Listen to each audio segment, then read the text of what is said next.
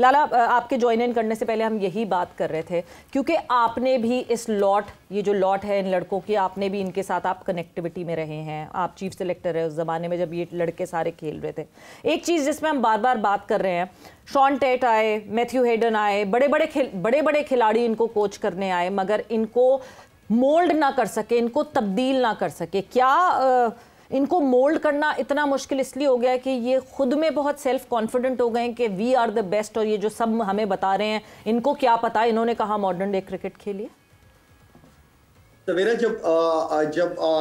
जो सीख रहा होता है, जो प्लेयर होता है, क्योंकि क्रिकेट आपने सारी जिंदगी सीखनी होती है। अगर कोई प्लेयर ये समझता हो कि यार अब मुझे वाकई समझने की जरूरत नहीं है और मैं परफेक्ट हूँ, ये मुझसे क्या बात कर, तो मेरे ख्याल में ना बस समझे कि उस प्लेयर का डाउनफॉल शुरू हो गया।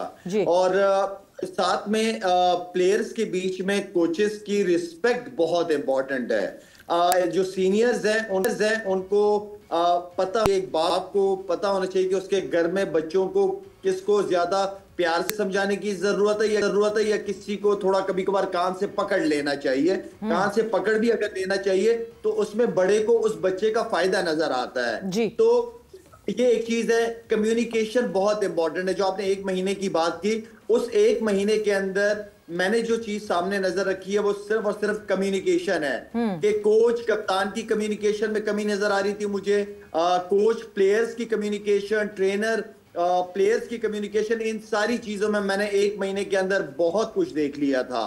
तो कम्युनिकेशन वो चीज है जो कि डेफिनेटली कि अगर मुझे यूसुफ से कोई प्रॉब्लम है तो भाई मैं जाके यूसुफ से गपशप लगाऊं ना, बात करूं।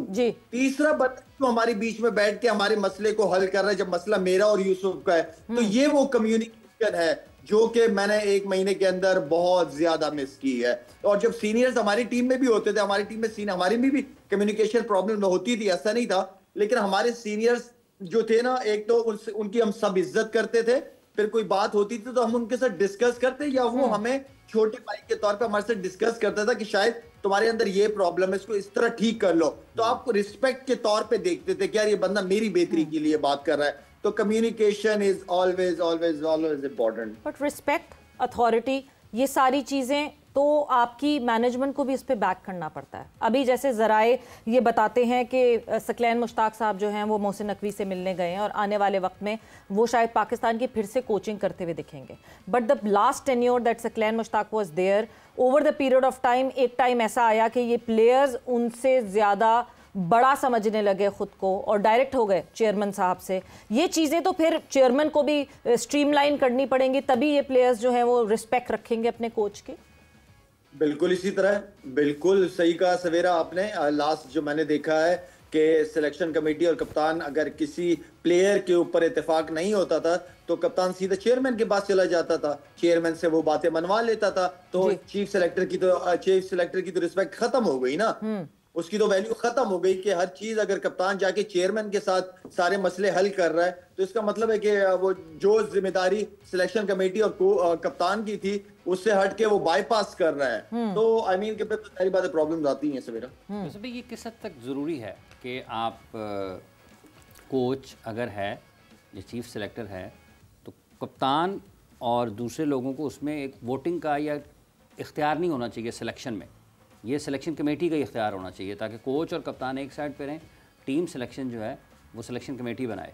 15 की टीम सिलेक्शन कमेटी को बनाना चाहिए, लेकिन कंसर्न साथ बातचीत ज़रूर करनी चाहिए कैप्टन से भी और कोच से भी। लेकिन फाइनल अथॉरिटी तो चीफ सेलेक्टर के पास और सिलेक्टर्स के पास होनी चाहिए 15 की। यानी वोटिंग राइट नहीं होना चाहिए कप्तान और कोच के पास?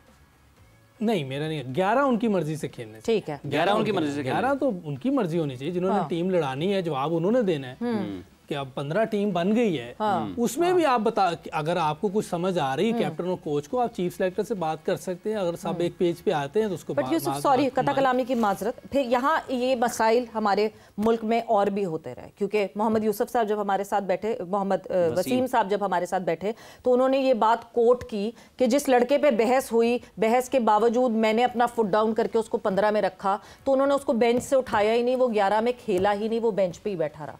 फिर ये कॉन्फ्लिक्ट आ जाता है कि वो 11 में खेला ही नहीं, तो फिर तो उन्होंने कहा कि कर लो जिसको करना है। उसने तो अपना किया है ना काम, उसने तो 15 में लिया है ना।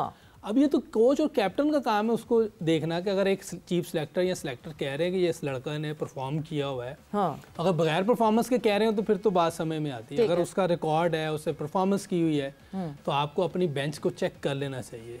तो ये वही टाइम मैं बता रहा हूँ कि आपको बात मान लेनी चाहिए, जब तक मशवरे से काम नहीं ना चलेगा बिल्कुल सबके। हाँ, एक बहुत ही बात समझ में नहीं आ रही वो एक और बात है, लेकिन अगर बात समझ में आ जाती है, आप सब एक पेज पे आ जाते हैं, तो पाकिस्तान के लिए बहुत फ़ायदा है। जितना हम मिल के चलेंगे उतना फ़ायदा होगा, क्योंकि इधर उधर जाके कोई फ़ायदा नहीं हो रहा। हाँ। हमें मिल के काम करना पड़ेगा। और यूनिटी स्ट्रेंथ, जी यूनिटी स्ट्रेंथ, बिल्कुल एक पेज पे सब आ जाएं। हाँ। इंशाल्लाह टीम बन जाएगी दोबारा, कोई मसला नहीं है। इधर टैलेंट है, उनको स्किल को बेहतर करना है, उनकी चीज़ों को बेहतर करना है, इंशाल्लाह दोबारा ट्रैक पे टीम आ जाएगी।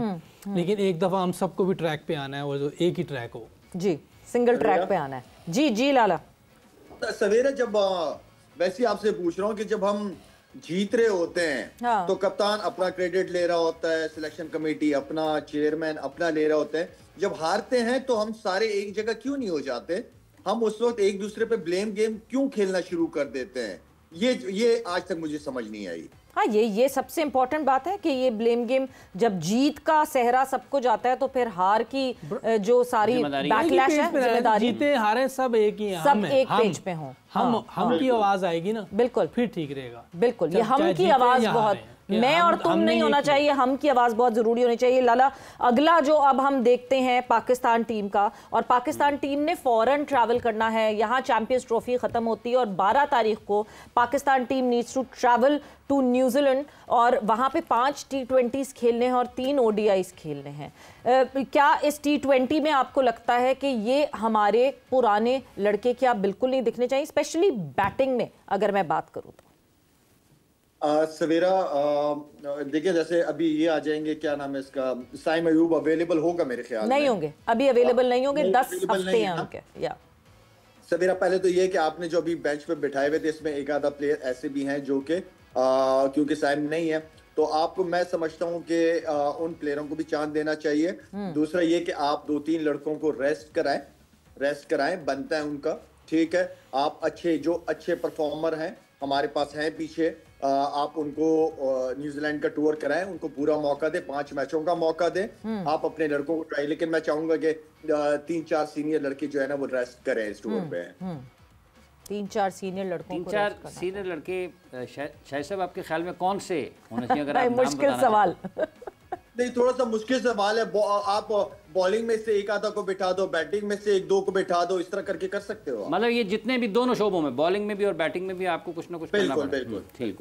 यूसुफ भाई, आपके ख्याल में कुछ 3-4 लड़के रेस्ट करा के कुछ नए लड़कों को मौका देना चाहिए? जरूर करना चाहिए, रेस्ट दे दें और नए लड़कों को मौका दें, जो बेंच पे थे उनमें से दे दें। स्पेशली T20 में तो आपको देखें ना, 1 साल बाद आपका वर्ल्ड कप है, तो आपको अभी से तैयारी है। जैसे इंडिया ने की है, वर्ल्ड कप जीत के उनके 3 मेन प्लेयर जो जडेजा भी गए, विराट भी गए, बहुत बड़े प्लेयर थे, तीनों बड़े मैच विनिंग प्लेयर हैं, तो उन्होंने world cup winning captain, world cup man of the match एक बंदा, तो आप तो आपको भी इधर देखना पड़ेगा। और मेरा ख्याल है कि जैसे स्ट्रॉन्ग पर्सनैलिटी जॉस बटलर ने दिखाई, इस तरह हमारी तरफ से बेहतर चीज़ें आनी चाहिए, ताकि कोई वो ना हो, जैसे कोई बुरा ना लगे किसी को, इस तरह की चीजें होनी चाहिए। आप भी नाम नहीं बताएंगे किन प्लेयर्स को बैठ जाना ठीक है, जैसे आपने कुछ बॉलिंग में, कुछ बैटिंग में, फील्डिंग में भी जरूरत है कोई